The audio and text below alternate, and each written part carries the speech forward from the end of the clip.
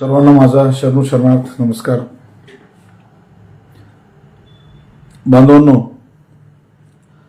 आज लाईव्ह येण्याचा मुद्दा मगाशी टाकल्याप्रमाणे त्या ठिकाणी लिंगायतामध्ये असलेले जे काही अंधश्रद्धा आहेत किंवा अनेक चुकीच्या गोष्टी ज्या धर्मतत्वात नाहीत त्या होत आहेत आणि त्याविषयी आता नव्याने ते जे काही कॅप्टन खरातचा विषय झाला त्यानंतर मला बऱ्याच मित्रांचे बऱ्याच सहकाऱ्यांचे सगळ्यांचं म्हणणं होतं, भाऊ काहीतरी तुम्ही याविषयी बोललं पाहिजे. आपल्या लिंगायत समाज सुद्धा खूप प्रचंड प्रमाणात शोषण चाललेलं आहे आणि कुठेतरी या विषयाला वाचा फोडली पाहिजे असे बरेचसे मित्र आमचे हनुमंत पटणे असतील, अनेक रत्नाकर असतील, सगळे मंडळी मला हे विषय पुढे आल्यापासून सातत्यानं चर्चा करतायत की भाऊ काही ना काही तुम्ही 10-20 मिनिटं का होईना या विषयावर बोला. त्यानंतर मी म्हणलं ठीक आहे, आपलं काम समाज जागृती करणं आहेच आणि या विषयाच्या अनुषंगानं पुन्हा जेव्हा हे विषय ऐरणीवर आलाय तर या अनुषंगानं थोडंसं बोललं पाहिजे असं मला त्या ठिकाणी वाटलं. आणि मुळामध्ये जे काय आता ती कॅप्टन खरात जो आपला जो प्रकार जो भोंदू बाबाचा झालेला आहे, मुळामध्ये हे वारंवार दर 6 महिन्याला 4 महिन्याला कुठला तरी भोंदू बाबांनी हे केलं, पुन्हा असं झालं, पुन्हा तसं झालं, महिलांवर अत्याचार असतील, आर्थिक फसवणूक असेल, त्या ठिकाणी ज्या ज्या काही गोष्टी होतात सतत ह्या होत असतात समाजामध्ये, पण तरी देखील समाज हा जागृत होत नाही. समाज परत परत त्या गोष्टी रिपीट करतो. खरं तर महात्मा बसवांनी 12व्या शतकात शरणांनी कुठलीही अंधश्रद्धा लिंगायतामध्ये त्या ठिकाणी निषेध केलेला आहे. कुठलीही अंधश्रद्धा लिंगायतामध्ये पाळली जात नाही. आपला एक वैज्ञानिक लिंगायत धर्म आहे आणि या लिंगायत धर्मामध्ये सगळं काही व्यवस्थित 12व्या शतकामध्ये शरणांनी बसवांनी स्ट्रक्चर बनवून दिलेलं आहे धर्माचं.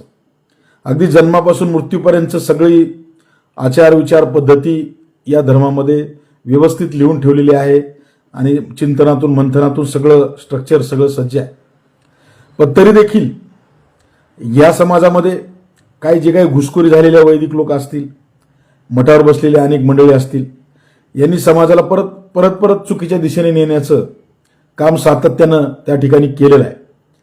आणि त्यामुळं सगळ्या बसवादी विचाराचे असतील किंवा अन्य सगळे विचारधारेचे असतील, फुले शाहू आंबेडकरी विचाराचे असतील, आम्हाला सातत्यानं जनजागृती करणं भाग आहे, करणं गरजेचं आहे. कारण त्यातून समाजाला वेळोवेळी सावध करणं, समाजाला विचारधारा सांगणं, समाजाला योग्य दिशेने नेणं ही आमची ड्युटी आहे. एक चळवळीतील कार्यकर्ता या नाते, एक लिंगायत समाजाचा कार्यकर्ता या नाते आमची सगळ्यांची ती ड्युटी आहे. आणि म्हणून मी सातत्यानं या विषयावर बोलत असतो. राजकारणी म्हणून हे खरं तर बोलणं जड जातं, कारण लोक मला नेहमी म्हणतात की तुम्ही जी काही सत्य बोलणं हे तुम्हाला उद्या नुकसान होऊ शकतं, मतदानामध्ये नुकसान होतं, याच्यातून नुकसान होतं, तुम्ही जरा काही गोष्टी टाळल्या पाहिजे, काही गोष्टी समन्वयानं राखल्या पाहिजे. पण त्या सगळ्या माझ्या मित्रांना सांगू इच्छितो, मी राजकारणी नंतर आहे, पण मी एक समाजकारणी आहे आणि विचारधारा मी कधीच सोडली नाही. अगदी विद्यार्थी दशेपासून जे आतापर्यंत राजकारणात काय व्हायचं होईल त्याचं कधी आम्ही नफा तोटा कधी पाहिला नाही. पण सत्य बोलणं हे आमचं कर्तव्य आहे आणि आम्ही ते सातत्यानं बोलत आलोत. आणि म्हणून मी आज तुम्हाला काही गोष्टी सत्य आपल्यासमोर बोलणार आहे. खरं तर मुळात ह्या महाराजांकडे, भोंदू बाबांकडे लोक का जातात हा माझ्यासारख्या माणसाला प्रश्न पडलेला सातत्याचा प्रश्न आहे. त्याचं कारण असं आहे की समाजामध्ये अज्ञान तर आहेच, पण समाजामध्ये लोक व ठीक आहे मठाधिपती आहेत, बाबा आहेत, बुवा आहेत आणि ते काहीतरी वेगळे आहेत, त्यांच्याकडे कुठल्या तरी वेगळ्या शक्ती आहेत, ते आपल्याला योग्य दिशा देऊ शकतात, अशी एक समाजामध्ये भावना आहे. खरं तर मठाधिपती चांगले पण खूप आहेत. आता अनेक मठावर बसणारे भगवस्त्र घातलेले अनेक लोक चांगले आहेत की मी त्यांना जवळून पाहिलेलं आहे आणि एक चांगले मठाधिपती आजही चांगलं काम करतायत. पण काही 20-30% लोक की ज्यांच्यामुळं समाज बदनाम होतो, लोकांमध्ये या पद्धतीची सगळी वेळ वाईट येते, ही 20-30% लोकांबद्दल बोलत आहे. चांगले मठाधिपती खूप आहेत जे आजही विज्ञानवादी विचार सांगतात, ज्ञान सांगतात, समाजाला दिशा देतात, महात्मा बसवांचे शरणांचे विचार सांगतात आणि समाजाला योग्य दिशेने नेण्याचं काम करतात. आपल्याला माहित आहे, मी स्वतः राष्ट्रसंत डॉक्टर शिवलिंग शिवाचार्य आप्पाजींचा शिष्य आहे. आप्पाजींनी कधी अंधश्रद्धा पसरवली नाही.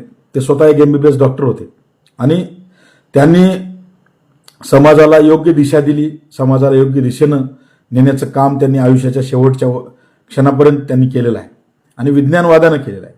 ते शेवटपर्यंत त्यांनी कुठलेही लोकांनी आजारी लोक गेले, त्यांनी काही विचारलं तरी आप्पाजी शेवटपर्यंत त्यांना औषध गोळ्या प्रिस्क्रिप्शन देत होते. अशा कुठल्याही भोंदूगिरीचा मार्ग त्यांनी कधी सांगितला नाही.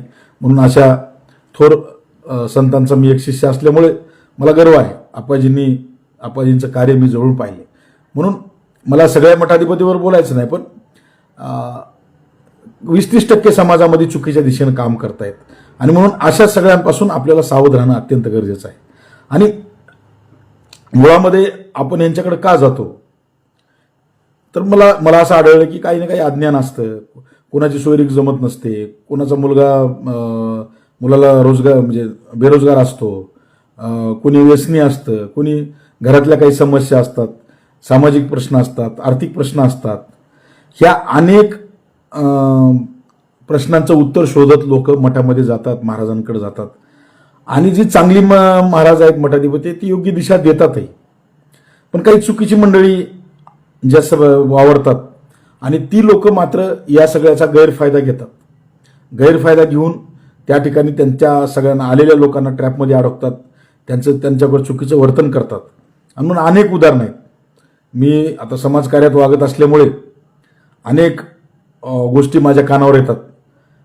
कितीतरी म्हणजे आता खरं तर ह्या लाईव्हमध्ये बोलण्यासारखे विषय नाहीत, पण कितीतरी म्हणजे मठाधिपतींचे मी सगळे म्हणजे माझ्याकडे लोक येतात, त्यांच्यावर अत्याचार होतो, अन्याय होतो आणि ती सगळी मंडळी माझ्याकडे येतात, फक्त म्हणतात भाऊ नाव सांगू नका, पण ह्या फलाण्या महाराजांनी अशा पद्धतीने वागलाय, तशा पद्धतीने वागलाय, महिलांसोबत असभ्य वर्तन केलेले आहेत अनेक सगळी.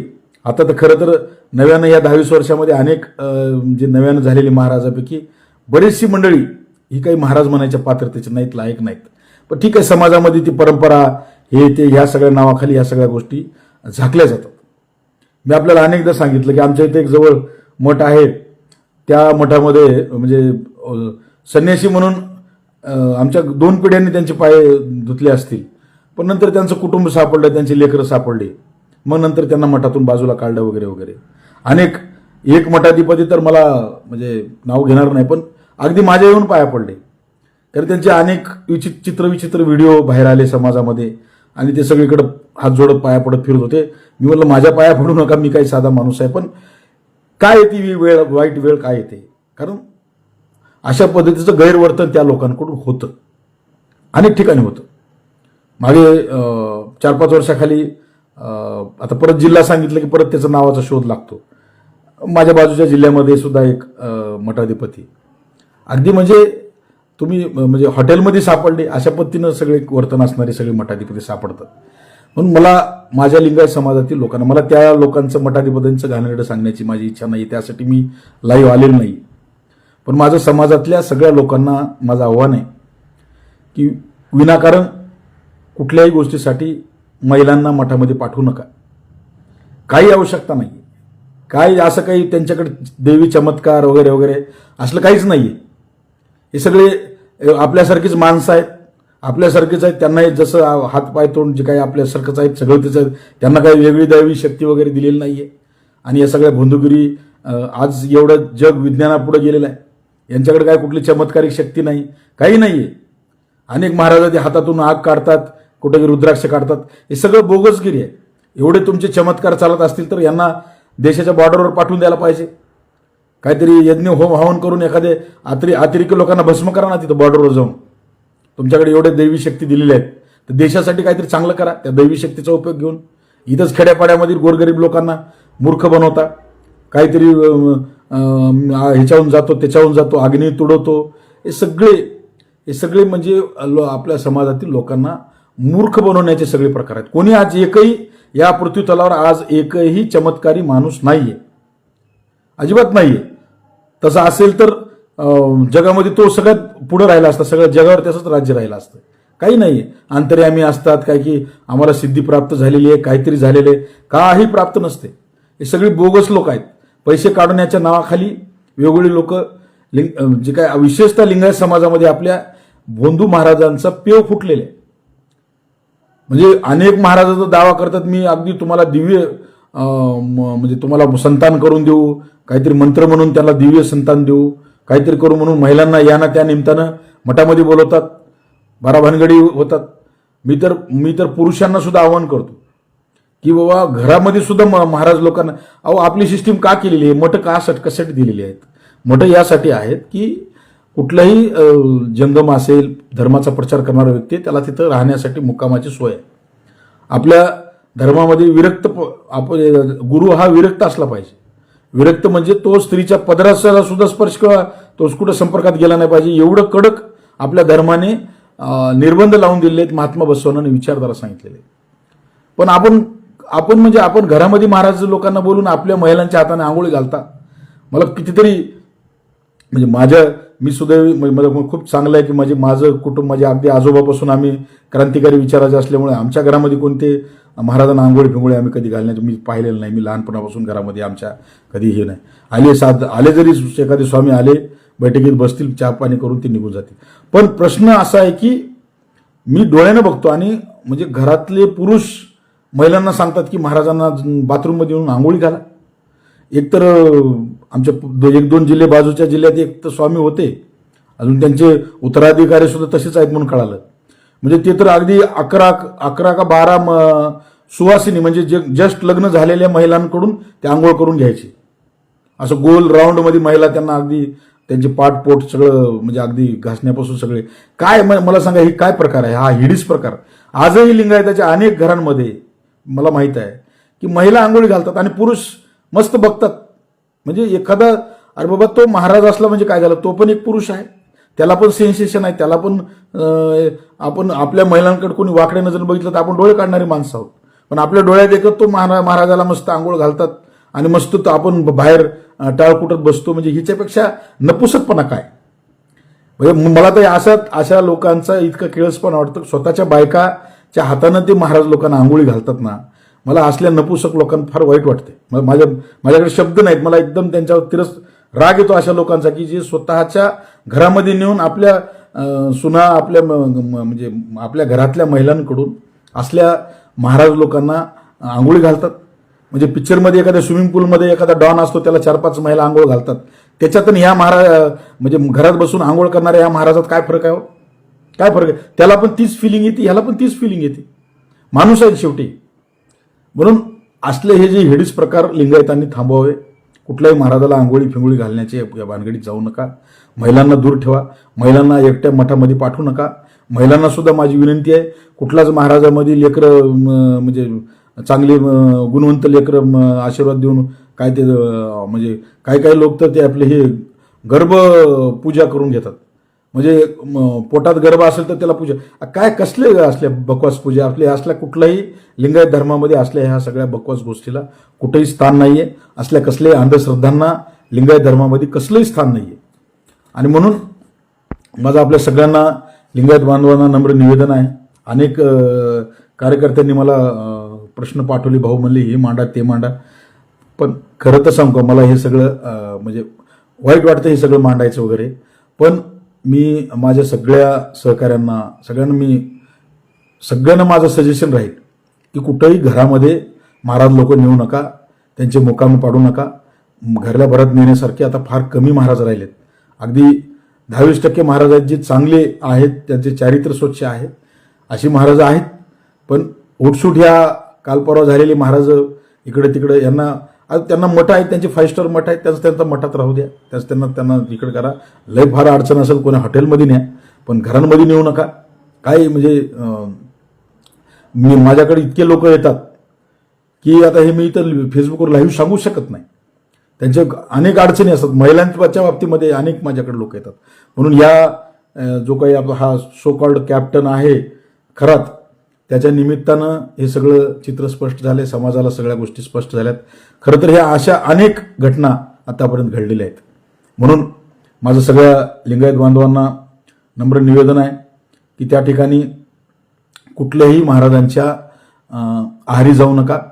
ठीक आहे, त्यांना एखादा सार्वजनिक कार्यक्रम असेल, शिवनाम सप्ताह असेल किंवा अन्य काही घराचे तुमच्या ओपनिंग असेल किंवा अन्य तुम्ही कशासाठी बोलवलं असेल, ठीक आहे, तेवढ्यापुरतं त्यांना नमस्कार करा, त्यांना बिलकुल आदर द्या.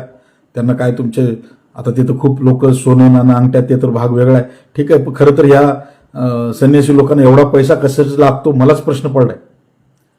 यांचं एकेका मठाचं वार्षिक कलेक्शन करोडोमध्ये असतं. खरं तर आम्हाला संसारी माणसाला सुद्धा एवढे पैसे लागत नाहीत, पण या संन्यासी लोकांना नेमकं कशासाठी पैसे लागतात हाच माझ्यासाठी प्रश्न पडतो. सतत पैसे मागत असतात. आणि विशेषतः आमचे श्रीमंत मंडळी ज्यांच्याकडे पैसा आहे ती मंडळी तर काय म्हणजे महाराज लोकांना पैसा दिला म्हणजे आपले पैसे डबल होतात, आपल्याला बरकत येते, अशा पद्धतीने पैसा देत राहतात. सोने नाणं अंगठ्या टोपं काय काय काय काय देत राहतात. आणि त्यामुळे सर्वसामान्य लोक सुद्धा विनाकारण आपल्या पदरमोड करून, मी तर अनेक लोकांना पाहिले की काही महाराज पाहिलेत मी, तिकडे कुठे बीड जिल्ह्याच्या पलीकडे कुठला महाराज आहे, 2-2 अंगठ्या घेतल्याशिवाय लग्नाला येत नाही. 2 अंगठ्या. अहो, इथं जावायला अंगठी द्यायचं मुश्किल आहे. 2-2 अंगठ्या या महाराज लोकांना द्यावं लागतात.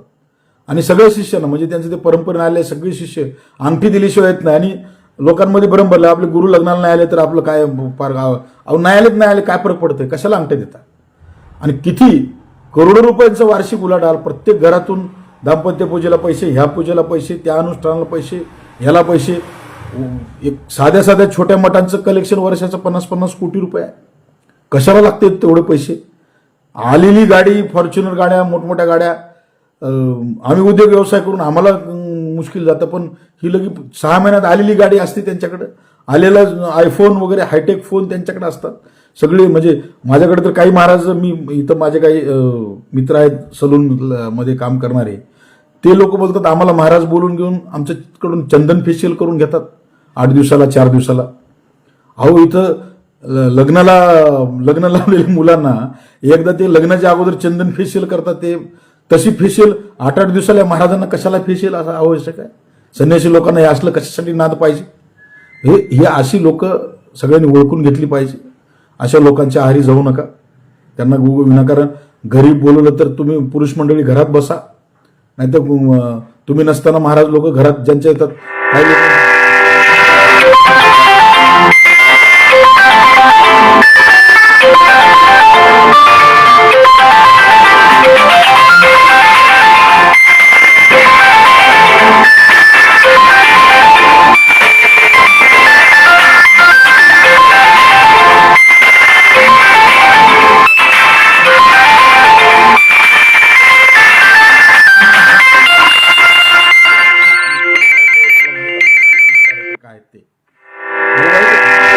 अशा जरा थोडंसं कॅरेक्टर चेक करून कशी लोक येतात घरी काय नाही, अशा पद्धतीच्या महाराज लोकांना मुक्कामी बोलू नका, घरामध्ये नेऊ नका, महिलामध्ये आपल्या मुलाबाळांमध्ये नेऊ नका.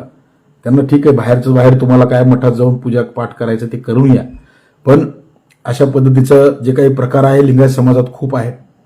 माझ्याकडे त्याची तर यादी आहे मोठी. आणि म्हणून मी तुम्हाला सांगतो की लिंगायतांच्या महिलांना विशेषतः आव्हान आहे की थोडंसं जागृत राहा. कसल्याही प्रकारचा म्हणजे चमत्कार या महाराज लोकांकडे नाहीये, कसलाच चमत्कार नाही. म्हणजे खूप लोक म्हणजे काही समस्या मांडायला म्हणून जातात, हे करतात, आपल्या काही विकनेस त्यांना सांगतात आणि ती लोक त्या विकनेसचा गैरफायदा घेतात. त्या सगळ्या लोकांना भविष्यामध्ये त्या सगळ्या ट्रॅपमध्ये अडकले जातात. काही नाही यांच्याकडं, मेल्यानंतर मोक्ष प्राप्त करून देऊ, काय करून देऊ, काही नसते. एवढं यांच्याकडे शक्ती असती तर हे बसले नसते, सगळे यांनाच सगळं मोक्ष प्राप्त झाला असता. काही माहीत जन्म आपल्या लिंगायत धर्मामध्ये जन्म हा अखेरचा म्हणलेला आहे, त्याच्यानंतर काही पुनर्जन्म वगैरे स्वर्ग नरक हे सगळ्या गोष्टी नाकारलेल्या आपला धर्म आहे. म्हणून असल्या भोंदू महाराजांकडे जाऊ नका. महाराज लोक भाषणात सांगतात काय ते गुरु थोर म्हणावा का देव थोर म्हणावा, आणि ते स्वतःच सांगतात की आम्हीच थोर आहोत, देवापेक्षाही थोर आहोत. काय कसली थोर आहात तुम्ही? काय असं काय तुम्ही समाजामध्ये काय केलंय किंवा जे की चमत्कार की ज्याच्यातून तुम्ही थोर आहात? काही थोर नाहीत. तुम्हाला जर कार्य करायचं समाजामध्ये सर्वसामान्य लोकात जाऊन समाजाला त्या आर्थिक उन्नती कसं केलं पाहिजे, शैक्षणिक दृष्ट्या कसं काम केलंय, कर्नाटकात जाऊन बघा. कितीतरी म्हणजे शेकडो मठ आहेत जे शिक्षणाचं काम करतात, अनाथ मुलांना शिकवतात, त्या ठिकाणी गुरुकुल चालवतात, सर्वसामान्य लोकांकडून पैसा गोळा करून आणून गोरगरीब मुलांना मोफत शिक्षण देतात. तसं काही समाज उपयोगी काम करा. इथं मठात आमच्या महाराष्ट्रामध्ये गेलं तर पाणी प्यायला नसतं, पण गेल्या गेल्या त्या महाराजाच्या बाजूला आधी पैशाचं बंडल टाकावं लागतं, तर तो महाराज बोलतो. गोरगरीब लोकांकडे तर बघतही नाहीत. आणि महाराज लोक एखाद्या गरीबाच्या झोपडीत का राहत नाही? तो मोठमोठ्या श्रीमंतांच्या बंगल्यामध्ये जाऊन त्यांना बरं महाराज लोकांना राहावं वाटतं. कोणी मी बघितलं नाही कुठलं महाराज कोणी गरीबाच्या घरी मुक्कामी जातो. बरं झालं गरीबाच्या घरी मुक्कामी जात नाही, ते चांगलीच गोष्ट आहे. कारण अजून मी आत्ताच सांगितलं, ज्यांच्या घरी मुक्कामी महाराज राहतात त्यांच्याकडे जरा कशा पद्धतीने त्यांच्या समाजामध्ये बदनामी होते. त्याच्यामुळे आपली आपली प्रतिष्ठा जपा. उगाच कोणी महाराजाला मुक्कामी बोलू नका. अशा पद्धतीच्या कुठल्या बंधू लोकांना हे करू नका. त्यांना काही आपल्या पर्सनल गोष्टी सांगू नका. विशेषतः महिलांना मला सांगणं आहे की त्यांना काही पर्सनल गोष्टी बोलू नका. कुठल्याही लेकरं बाळं पैदा करायची कुठली शक्ती जगामध्ये नाहीये. जे काही विज्ञान आहे, विज्ञानात सगळं काही होऊ शकतं.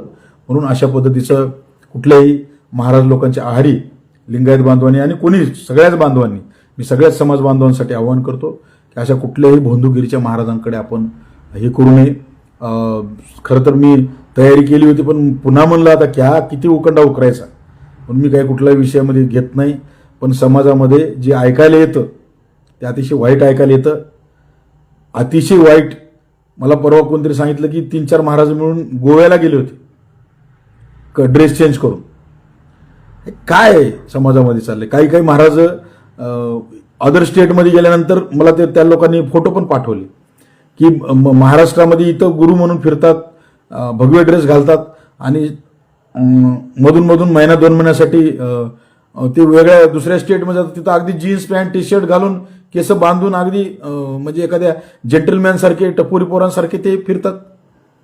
अशा अनेक महाराजांच्या बाबतीमध्ये माझ्याकडं लोकांनी मला सांगितलं, व आमचे तुमचे हे महाराज फलाने मला जीन्स टी शर्ट घालून फिरताना दिसले इकडे. म्हणजे काय हे? म्हणजे ही सगळं विचित्र आहे. फक्त बाहेर येत नाही, लोकांना बदनामीपोटी गप्प बसतात, गुरु आहे म्हणून गप्प बसतात. पण माझं त्या सगळ्या लोकांना आव्हान आहे की समाजानं जागृत व्हावं. कुठलेही भोंदू महाराजांच्या नादी लिंगायत समाजातील, कारण आपल्याला प्रत्येक चौकात आपल्याकडे महाराज आहेत, काही अंधश्रद्धा पसरवतात. त्यामुळं ह्या पूजापाठाला येणाऱ्या अनेक सगळ्या लोकांपासून सावध राहा. आपला धर्म विज्ञानवादी आहे. महात्मा बसवानांचे विचार घेऊन पुढे जावा. कुठे इकडे तिकडे गर्दी करायची गरज नाही. सकाळी सकाळी इष्टलिंग पूजा करून आपला कामधंदा, आपलं काम कष्ट करण्याचं आपल्याला बसवानांचे विचार दिलाय, ते घेऊन आपण सगळ्यांनी पुढे जावं. कोणाचे काही प्रश्न असतील तर मला विचारा. मी अगदी 5 मिनिटात आता माझा विषय संपवतो आहे.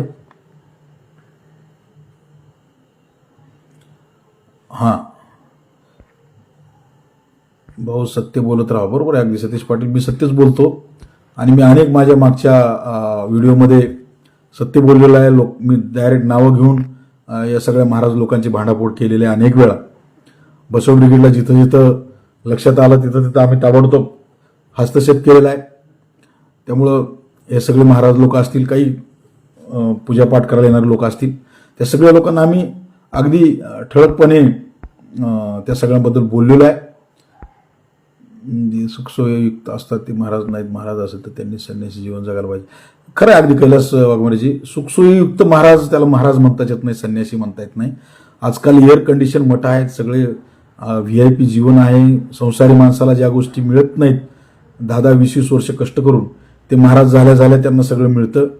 म्हणजे गाड्या घोड्या, आलिशान मठ, एअर कंडिशन, सगळं चांगलं काजू, म्हणजे अगदी उच्च लेवलचं खाणं पिणं सगळ्या गोष्टी, आणि सेवेला महिला वगैरे, एवढं सुंदर जीवन खरं तर संन्यासी माणसाला मिळत नाही. खरं तर अनेक तरुणांनी महाराज म्हणून करिअर करायला हरकत नाही. म्हणजे इतकं म्हणजे काही त्याला फार शिक्षणाची गरज नाही लागत, काही पण लागत नाही. त्याच्यामुळे हे सुखसोयीवाले स्वतःला महाराज म्हणून घेतात. ते आपल्या कक्षेमध्ये बसत नाहीत. बसत तत्वामध्ये कुठलेही महाराज असले सुखसोयीवाले महाराज, आपण त्यांना महाराज म्हणण्याच्या व्याख्येत बसत नाही. ते ठीक आहे. अजून काय असतील तर कमेंट सांगा. हा विषय इथंच थांबवतो. आपण सर्वांनी हा व्हिडिओ जास्तीत जास्त लिंगायत बांधवांपर्यंत शेअर करा, जेणेकरून आपला समाज जागृत होईल. आणि कुठेही अशा प्रकारचा भोंदू बाबा बुवा महाराज मठाधिपती काही घडलं असेल लिंगायताच्या बाबतीत तर बसव ब्रिगेडच्या कार्यकर्त्यांना बिलकुल आपण एकट्यामध्ये येऊन सांगा, आपलं नाव आम्ही गुप्त ठेवू आणि त्या सगळ्या महाराज लोक जे काही बंधू बाबा असेल त्यांचाही आम्ही योग्य बंदोबस्त निश्चित बसव ब्रिगेड संघटना करेल. म्हणून असं कुठं आपल्याला आढळलं तर निश्चित आपण बिलकुल बसव ब्रिगेडच्या कुठल्याही पदाधिकाऱ्यांना आम्हाला सगळ्याला केव्हाही आपण संपर्क करू शकता. आम्ही निश्चित आपल्याला मदत करू. एवढं बोलतो आणि थांबतो. जय हिंद, जय संविधान, जय बसवा, शरणू शरणार्थ.